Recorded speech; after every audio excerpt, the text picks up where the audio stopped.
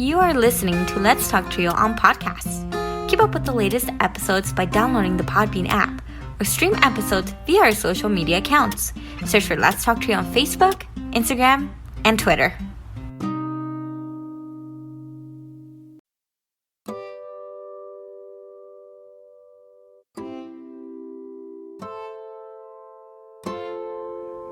This podcast episode is brought to you by Lonsdale Publishing.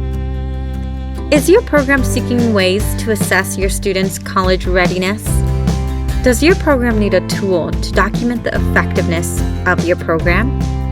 Lonsdale Publishing is excited to offer the Strategic Learning Assessment, a 20-minute online assessment that provides recommendations and strategies to improve academic performance across 11 learning areas: communication, critical thinking, effective learning strategies, focus and concentration, growth mindset, persistence, seeking help, sense of belonging, stress management, test preparation, and time management.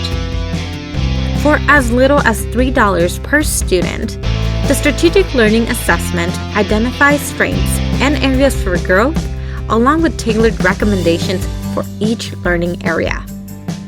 Want a complimentary sample account for yourself and 5 students? Contact Lonsdale Publishing at 727-389-8026. Again, that number is 727-389-8026. Or visit our website for more information at www.longsdale.com. That website again is www.longsdale.com. Lonsdale Publishing, your partner in student success.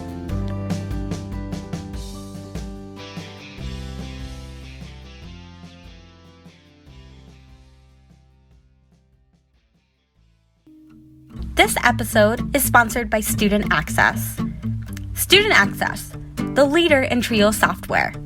Student Access is an online database solution that allows Trio programs to track their students' information, connect with students by text messages, streamline the APR, and work from anywhere, all online, with automatic updates for changes from the Department of Education.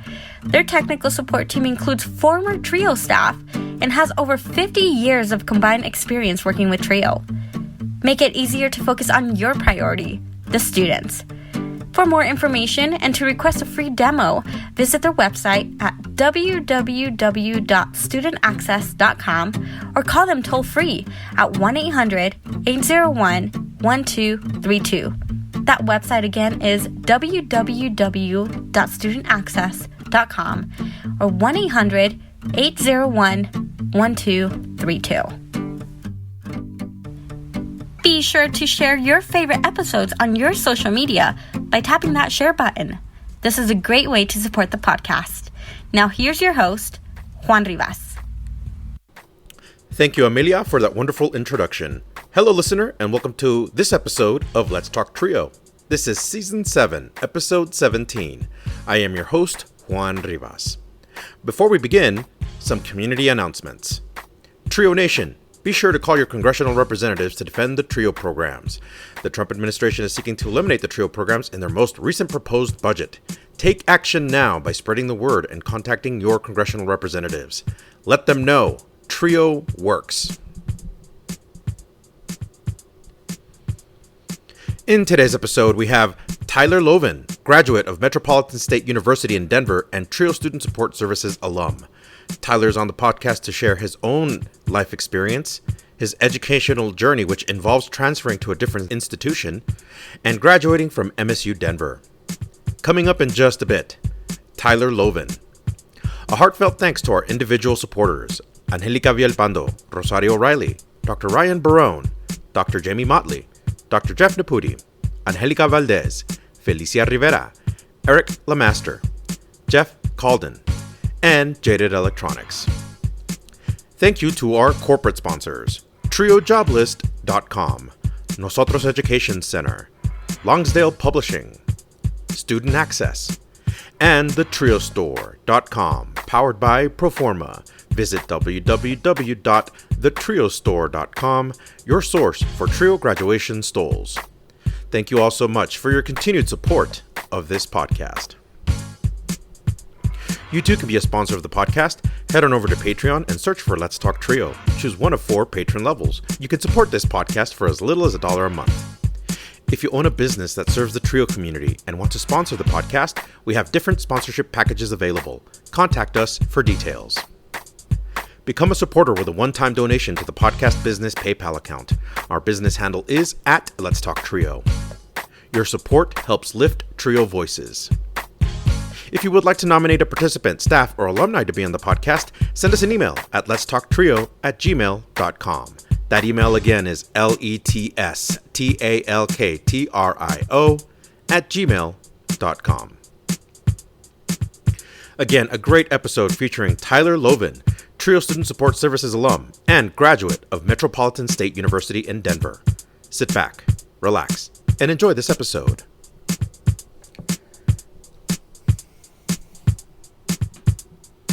Hi, Trio Nation. My guest on the Let's Talk Trio podcast was one of the very first guests on this pod quite a while ago. In fact, you can listen to his episode from season 1. The link is provided in the podcast description. He is a graduate of Metropolitan State University in Denver, and he graduated in spring of 2025 with a bachelor's in individualized studies with an emphasis in advocacy.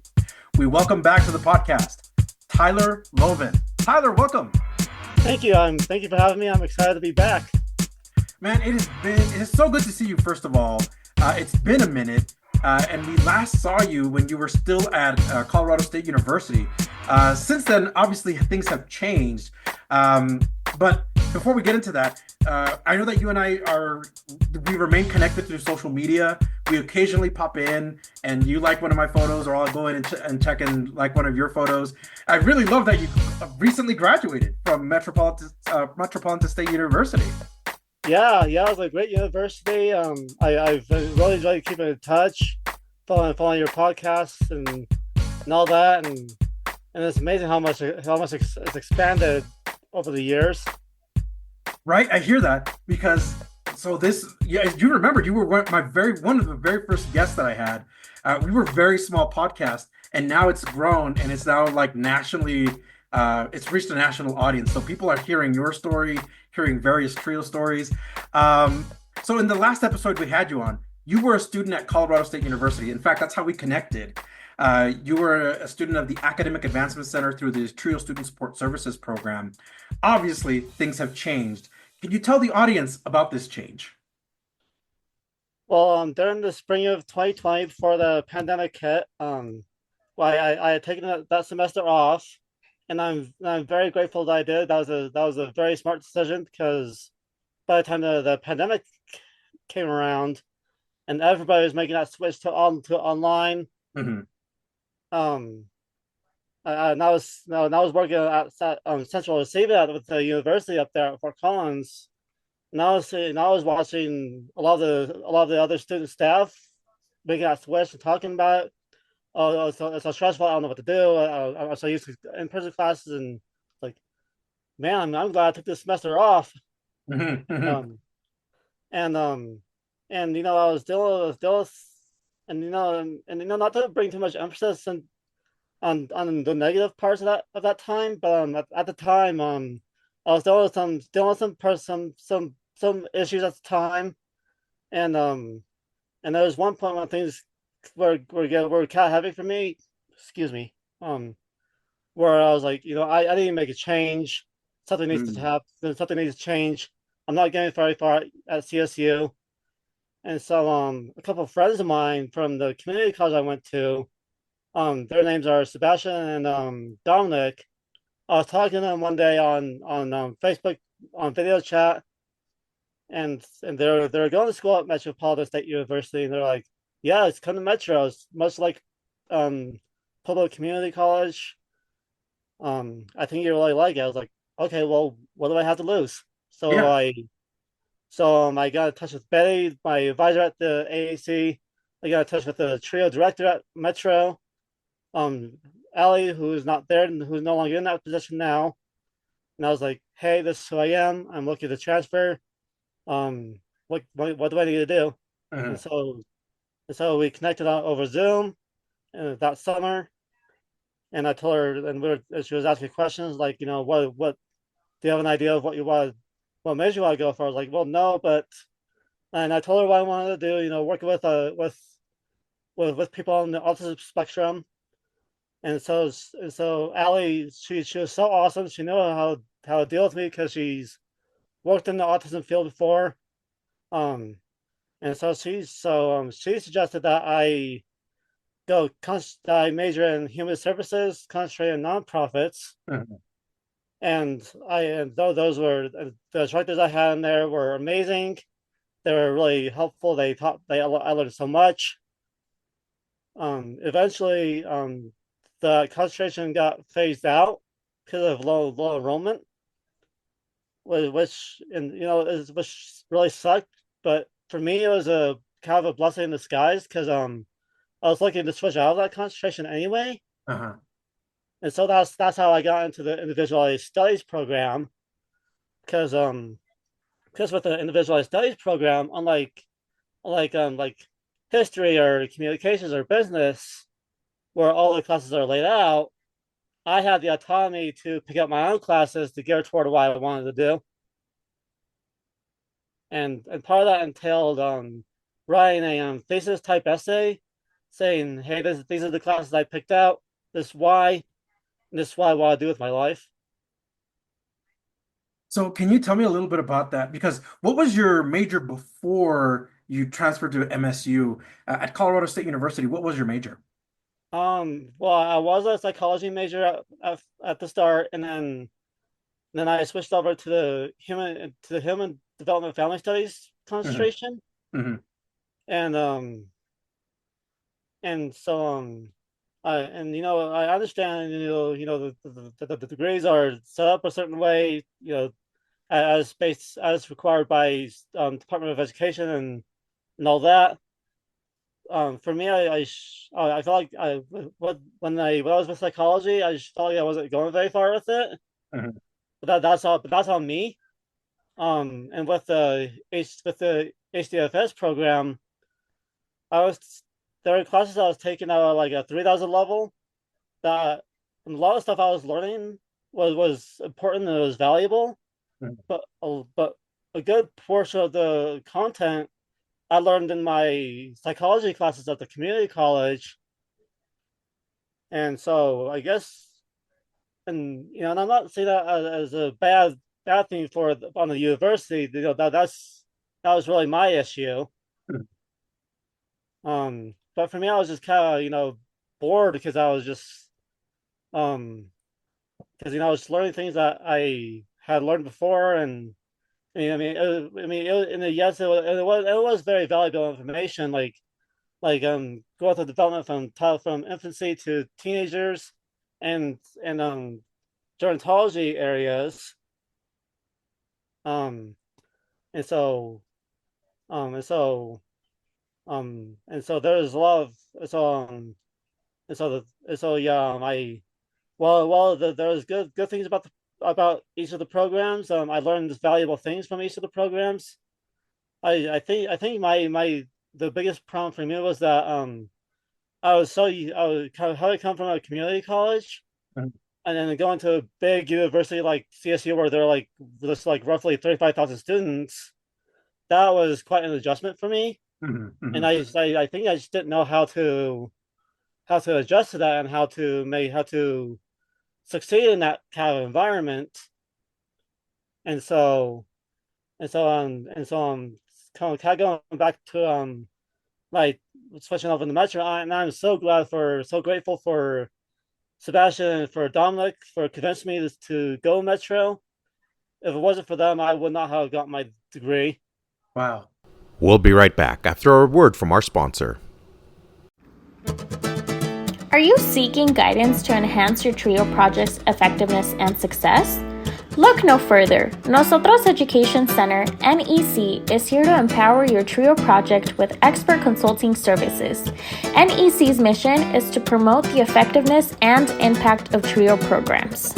Since 2003, NEC has specialized in providing professional development and in-service staff trainings, allowable cost services, for TRIO projects across the country.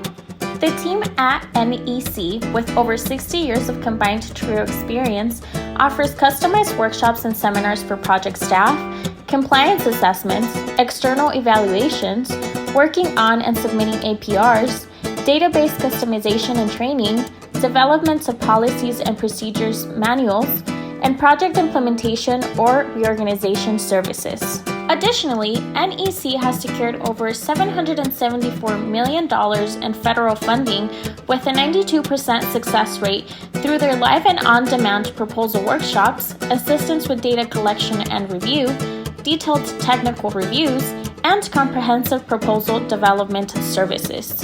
Join the hundreds of colleges, agencies, and TRIO projects across the country who benefited from NEC's expertise. Nosotros Education Center, your partner in TRIO's project success. Visit their website at nosotros.edu.org. Again, that's nosotrosedu.org.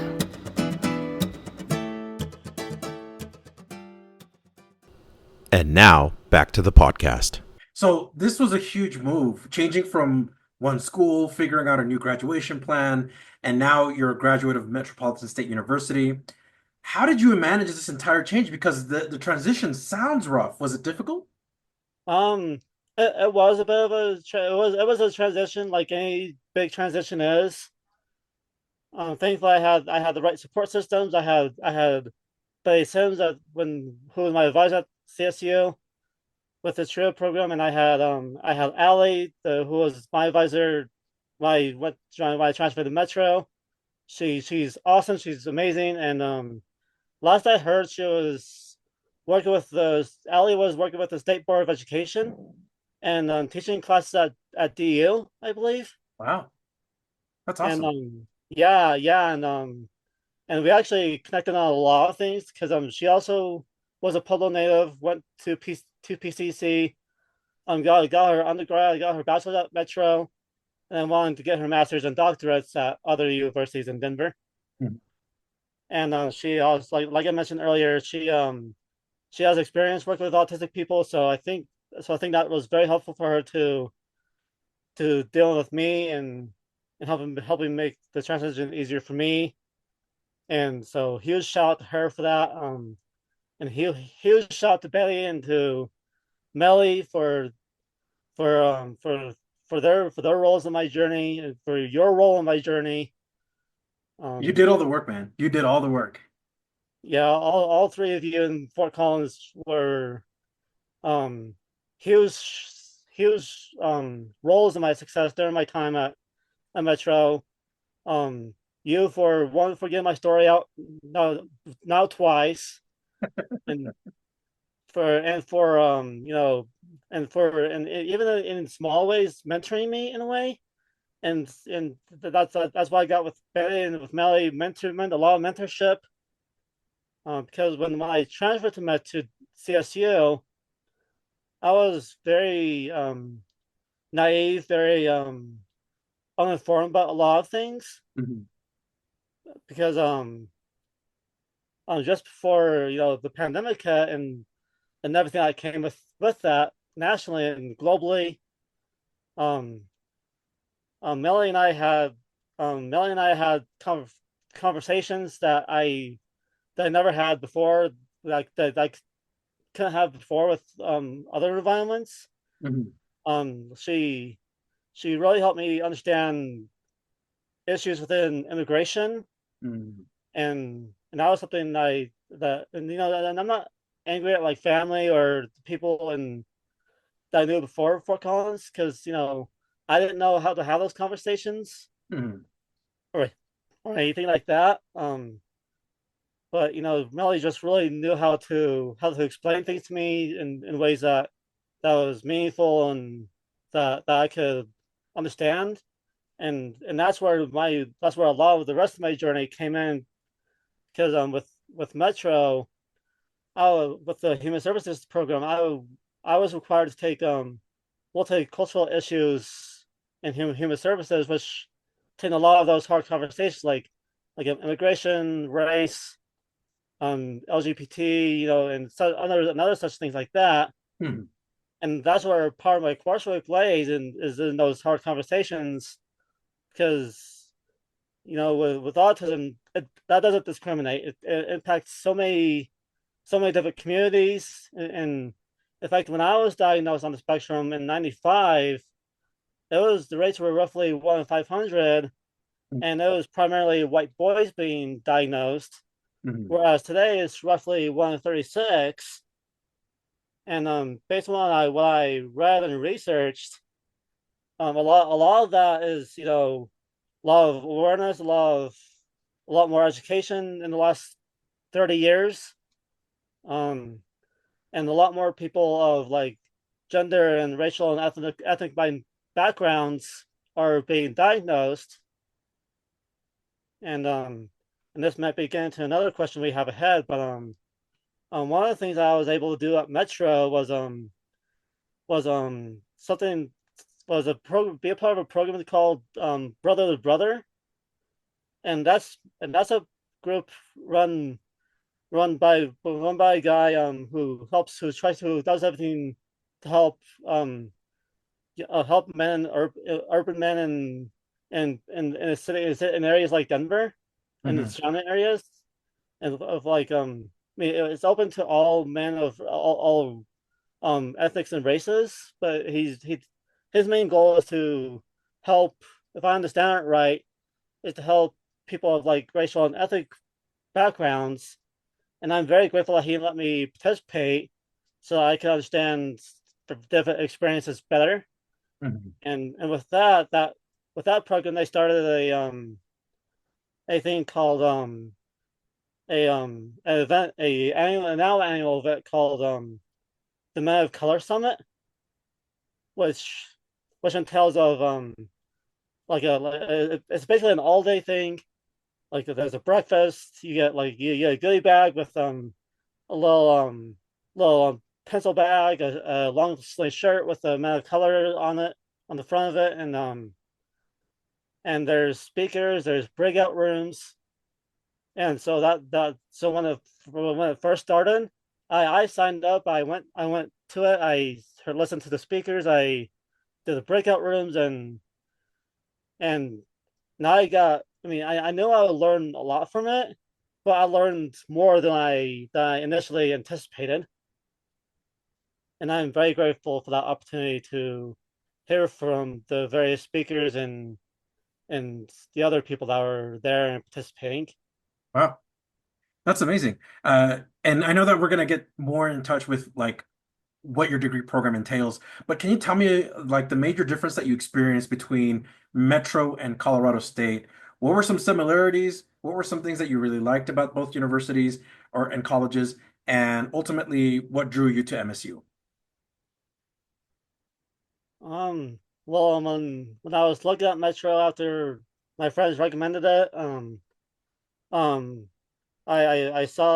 noticed a lot of the because the one of the big things that I noticed was the resources, Mhm. and I think that's the big thing with that's the kind of a big difference, because with Metro being a kind of a smaller school, they're in a position to find more, Mhm. because with CSU, like we mentioned, was roughly like 35,000 students, A and lot. so that's probably gonna put a lot of financial strain to give more resources than they're able to.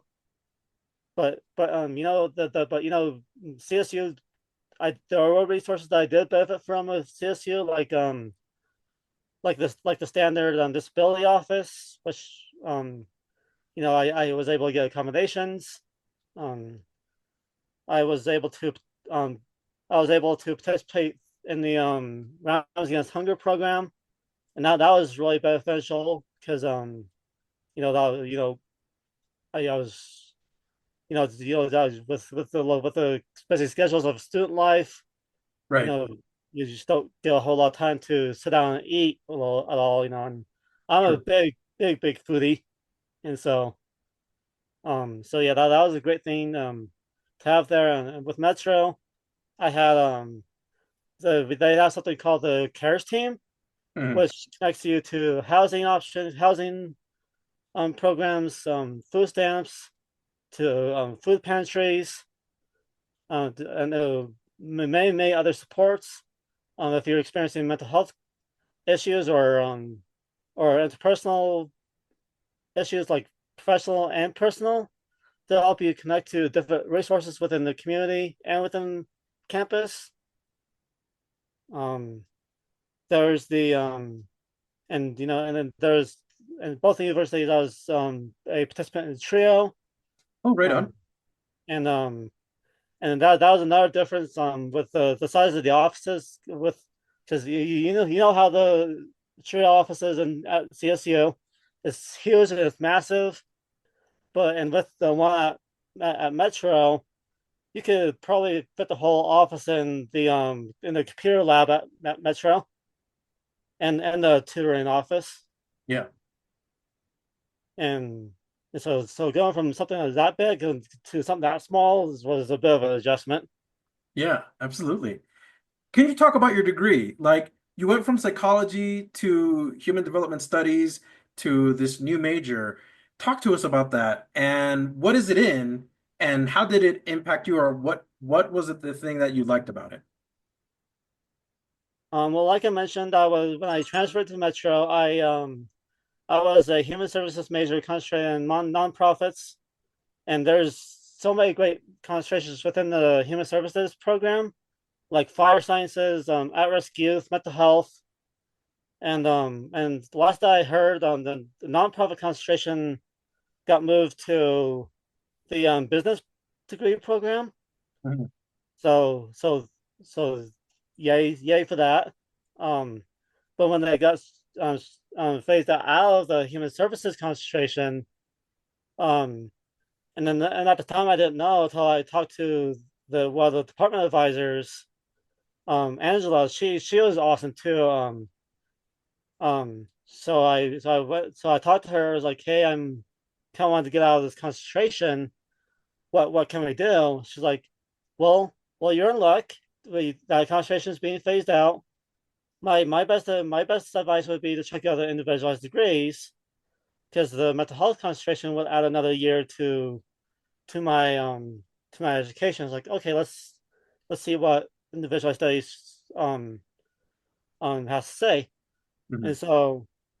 And so with individualized degrees, they do have a few preset options like aviation, for example. If there's student for those students who are interested in individualized studies but want to do aviation, Mhm. um, for one example, for me, I talked to one of the advisors. They told me, hey, this is what's going on. This is the deal. If you want to do your own thing, that's awesome. But here's what you need to do. You need to pick out your own classes. You need to write an essay about it. You need to be super specific in that essay. And and and so with that, I was able to include all the classes that I took with human services and add that into my individualist degree, and then add on a few of those diversity classes in my degree plan, and that and if I and I was also able to add research methods for human services, which I took, and that was awesome because it gave me an opportunity to learn about like research surveys, um, collecting data from those surveys, and and that was so awesome, both both professionally and personally, Mhm. because the concentration because but the focus of my research project for that class was how religious trauma impacts people. Wow. And religion can be a very very great thing if it's done right. For me, in my experience, I have some religious trauma in my past, so that was my influence with that. And and so when I share that to my personal Facebook page, because I still have a lot of friends and family who are religious, and so I was like, hey, this I realized a lot of my friends and family are religious. My intent is not to put religion down, is not to try to bash it or anything like that. This is just for simply for educational purposes Mhm. and to learn more about this area and not and to humble brag for a second. My of me out of everyone in my class, I got the most responses to my survey, and I got like 106, 108 responses to my survey, Wow. which is way more than I expected. Because I thought it would be like 40 or 50 responses, and that was just amazing. And I there was one guy in my class I felt really really bad for because he only got like 6 or 7 responses to his survey, Mhm. which was something to do with like addiction. Mhm. And like if I knew he if I knew that and before I would have helped him out, get more responses and all that. I mean, not that it was all that impactful toward the grade, but I just felt bad that I got so many responses and he got so few. I think it was your approach, right? Like you've been able to create a survey that a lot of people can respond to and made it accessible, maybe? Yeah, yeah, and when as I was collecting the data and writing the paper, I realized this is something that people want to talk about because there's because based on some of the things I've read, there are more and more people leaving religion as a whole for various reasons, Mhm. and so that was very insightful for me and also very very healing for me Uh-huh. because it made me feel like that I wasn't alone in my own stuff, and made a lot of other people feel like that they weren't alone, and that was just amazing. That's awesome. Tyler, first of all, congratulations on like a very successful research opportunity that you've been able to really reach out and get and collect a lot of data. So my next question to you here is like, now that you've learned all this, you got your degree, what do you hope to do with this degree that you've earned? So and so on to kind of integrate the last question into this the with the individualized degrees program, if you kept your G if I kept my GPA above a certain point, GPA point like 2.5, excuse me, Are you good? I was allowed to name my degree whatever I wanted, and and so if my GPA fell below that 2.5, then it'll be named cross curricular studies. Uh-huh. And so I was so because my GPA was just a hair above that 2.5, um because I earned the GPA of 2.57, I was allowed to name my degree advocacy for marginalized groups. Um and so I'm so with that I'm really I'm hoping to work with autistic people, Mhm. especially in rural areas, Mhm. because having grown up in Pueblo, there's a lot of resources for kids, and we need that very very much. But once we turn 18, 21, it's like, okay, good luck wherever you wind up, and that's not for us, that's not for our families, and I feel responsible to help the community the best I can. That's awesome, man. I love that. I feel like that's the direction that you're headed in. Can you talk about the things you already alluded to, some research that you've already done while at MSU? But what lesson will you take away from MSU? Like, what is the thing that it has taught you, and you feel like, wow, coming from MSU, coming from CSU, this is what I've learned. Um, well, I learned. Well, there's so much I learned. Um, two of the biggest ones off the top of my head are um um gather resources, know your resources as much as possible, and keep up to date with those, because resources are always changing. There's always new resources coming up.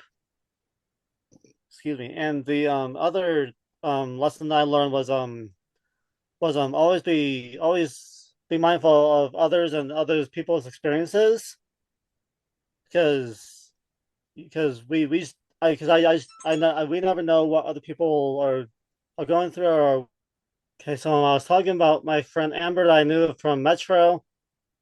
She was really patient with me, especially during that research class, because she was basically my rock during that class. She helped me a lot with that, with a lot of the research aspects and the questions of my survey, and she helped me understand a lot of things within that class and beyond that. And so I'm very grateful to Amber for that. Um, um, and so those are so and so with her, those my try to understand where other people are coming from, and listen to other people's experiences, and and keep up to date with the various resources. Um, and so I think those are the biggest things I've learned, especially with my workday job on campus there. Um, and so yeah. Wonderful. Can you tell me, were you able to connect with a TRIO program? You alluded to earlier that you connected with a TRIO program on campus. Uh, was it the same student support services program, or did you feel like it was vastly different? Yeah, yes, it was the same student support services program. Um, I was the first person I connected with at Metro. She was so awesome, so great. And she connected me to a lot of the resources that I utilized on on on campus there and beyond. Um, and then when she left the position, I was able to transition to another advisor, Tisha. Tisha was just as awesome as Allie. Um, she helped me a lot with a lot of the things that I needed to be successful at Metro. And and last I heard, Tisha now is now a an advisor with the social work master's program. Wow. And huge another huge shout to Tisha. And I met a lot of incredible people through that office as well. So like Amber and another friend of mine, V. I can't. I'm sorry, V. I can't pronounce your name, but V was super awesome too.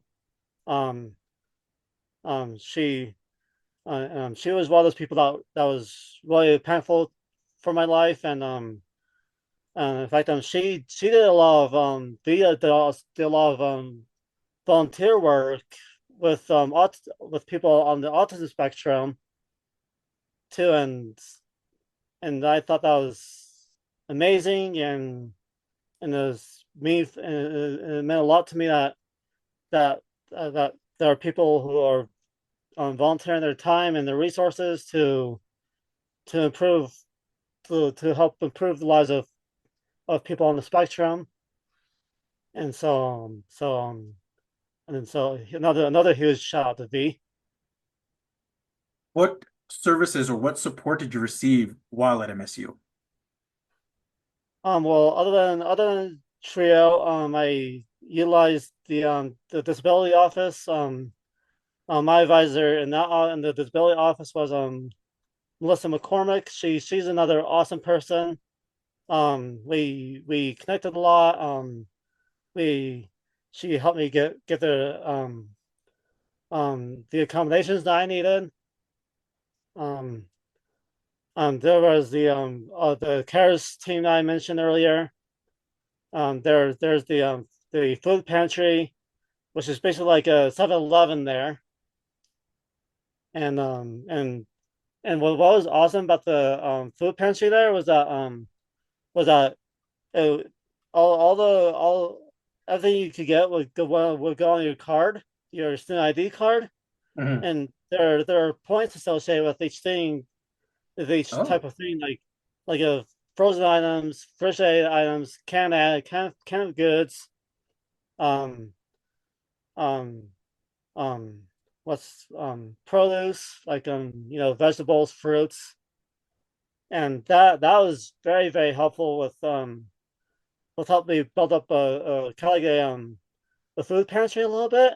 mhm. Because there was one, because when I was excited, I survived on food stamps there, and that was very very impactful, because the cares team helped me with the paperwork to get onto the food stamps. And there was one summer about 2 years ago, I want to say, when I was living on about $150 a month on food stamps. And so I was a little bit worried, but thankfully, because of my food storage, I can manage a little bit easier. Mhm. And so um I had like I had bags of like cereal stacked up. I had bags of like chicken and tuna and another and ramen stacked up, and to help me survive that summer. And then that fall I was able to get that up to where I normally was during the regular year. Wow. And So, yeah, oh, I'm sorry. go for it. Go ahead. And another huge resource that was helpful for me was the speech. There's a program within the speech language pathology program called the Isaac program, and that the Isaac program is something that helps autistic students at Metro.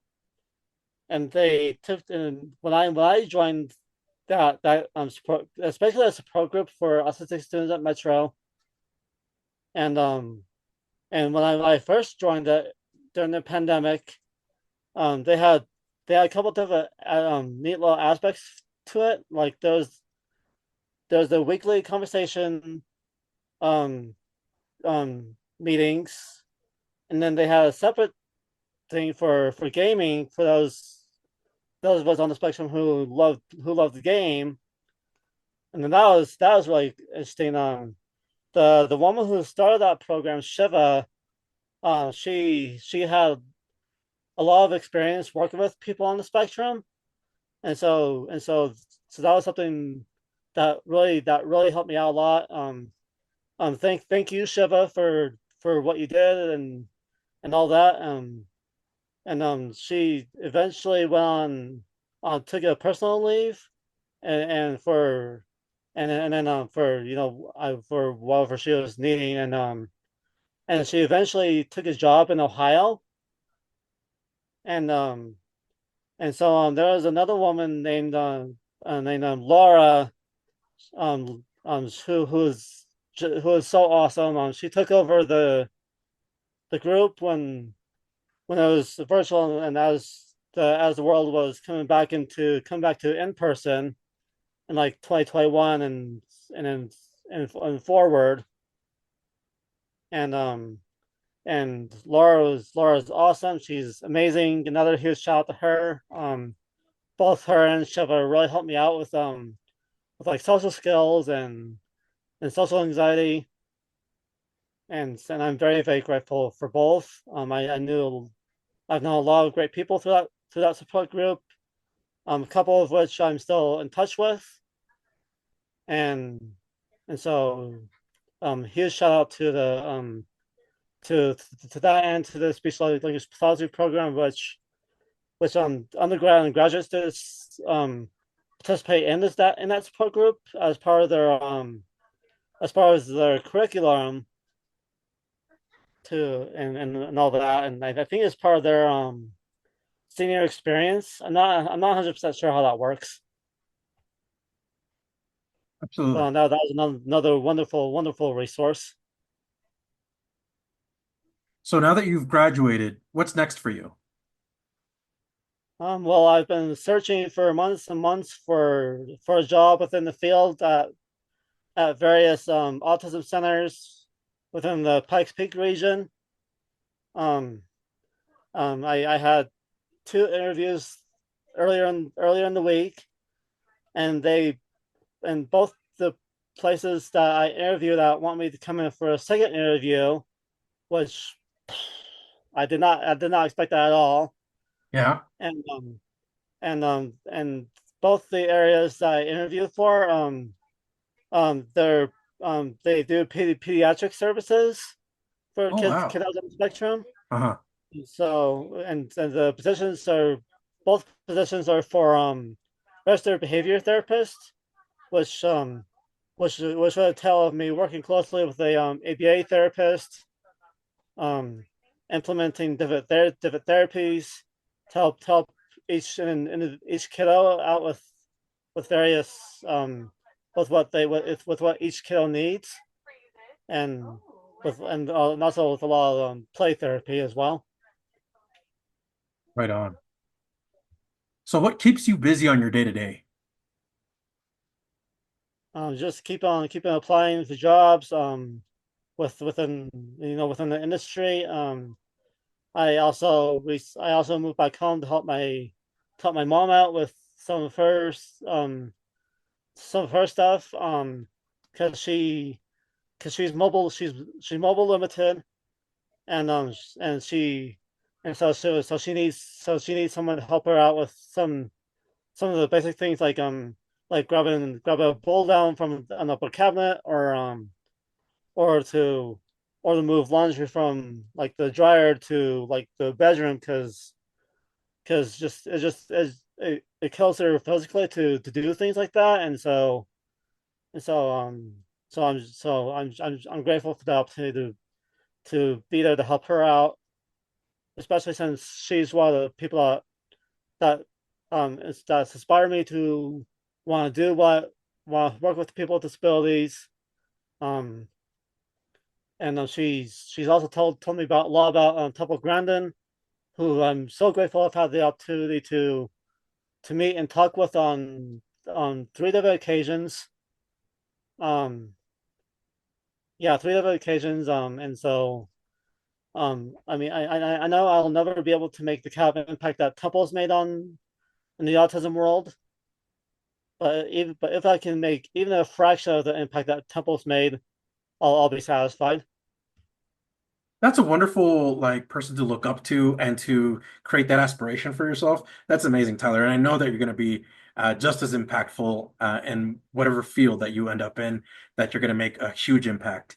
Um, so you've seen or heard on the news that the TRIO programs have come under intense scrutiny and their funding has been threatened to be pulled. As an alum of the TRIO program, what is your reaction to this news? Honestly, it scares me because Trio, with if it was not for Trio, I would not have gone through college.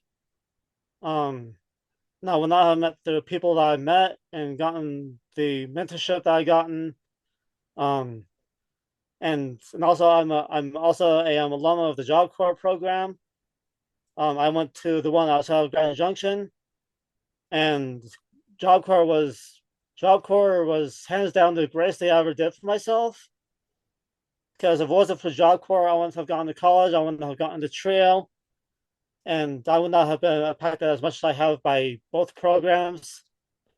And it was actually my mom who encouraged me to get into trio because she herself is a trio alum, and she went to the same community college I went to, then transferred to CSUP, where she got art degrees, focused on ceramics and sculpture, and so and honestly, the fact that the funding for both programs scares me, because there are some people who are very reliant on the programs, because of like people like me, for example, I really need that community, and I know there's a lot of other people who need that same support, who are like who are come from various first generation backgrounds or low income backgrounds, and or have or live with other types of disabilities, and and at least for me, Trio is one of the programs that helped me feel seen and feel heard. In fact, it was during my time at Trio in Denver at Trio, when Ali was there. I don't know if you remember the bill that was passed a few years ago, where standardized testing is now optional in the state of Colorado for college admissions. I was able to testify in support of that bill, and thankfully that bill passed, and I'm very fortunate for that because when I took the SAT, I didn't do very well, and I felt like the doors to college were slammed in my face. Mm-hmm. And I learned no, you have options. You can still succeed, and Trio is one of those things that helped me succeed. And so yeah, to answer that question, it scares me. Thank you for your openness and honesty. So, Tyler, I'm going to ask you this next question about being an alumni and talking to the alumni community for Trio. What can they do to advocate for Trio? Because I think the messaging within the Trio alumni, it's like, yeah, we want to support Trio, but how do we do that? So the biggest thing I would say is write to Congress people, write to your senators, and just be like, hey, this program really helped me because of X, Y, and Z. Please speak up for me. Please speak up for my community. Because we hired our representative, we voted these representatives in to represent us. That's what they're there for. I know that I realize it doesn't always feel like it, but if we do our part and do like write in, call in, go to town hall meetings, and make our voices heard, we can make a difference. Even though you're just one person, history has shown that one person can make an impact and can start a floodgate of other people to come out and speak forward and all that. Absolutely. Tyler, always good to catch up with you, my friend. Thank you so much for stopping by the podcast. As always, we're going to leave you the room to do the sign-off for all of our guests who come onto the podcast. So would you like to do the honor to sign off? Yes, I will. Trio works. Trio's awesome. And let's talk Trio. Thank you so much for having me on. Trio works. Are you a participant, alum, or staff of a Trio program? Do you want your program highlighted? You or your program could be featured in an upcoming episode of Let's Talk Trio. Get a hold of us by going to our Facebook page or Instagram and send us a direct message. Search for Let's Talk Trio. We want to get your story to the public. You just heard from our guest, Tyler Loven, graduate of Metropolitan State University in Denver and Trio Student Support Services alum. Thank you, Tyler, for being on the podcast and for sharing your Trio journey. Remember, if you would like to be on the Let's Talk Trio podcast or know a staff, advocate, participant, or alumni, send us an email at letstalktrio@gmail.com. That email again is letstalktrio@gmail.com.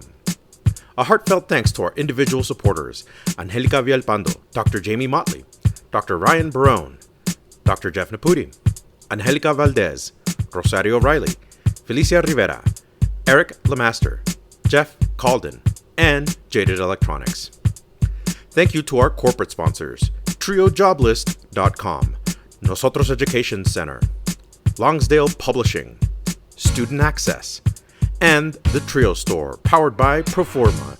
Visit www.thetriostore.com, your source for Trio graduation stoles. Thank you all so much for your continued support of this podcast. You too can be a sponsor of the Let's Talk Trio podcast in one of three ways. Become a monthly patron on Patreon. Our base level starts at $1 a month. Become a corporate sponsor by placing an ad on the podcast. Contact us for details. Become a supporter with a one-time donation to the podcast business PayPal account. Our business handle is at Let's Talk Trio. I'd like to take a moment to thank our honorary members of Let's Talk Trio podcast, Roderick Chambers, Tony Ho, Scott Kendall, and Susan Cramp. The Let's Talk Trio podcast team is John Russell, audio engineer, music producer and composer, and post-production editor. Amelia Castañeda, script supervisor, marketing manager, social media manager, and producer. Juan Rivas, executive producer and host. Be sure to follow the Let's Talk Trio podcast on Facebook, Instagram, and YouTube. This episode was recorded Wednesday, July 16th, 2025. Thank you so much for listening, and we will catch you on the next episode.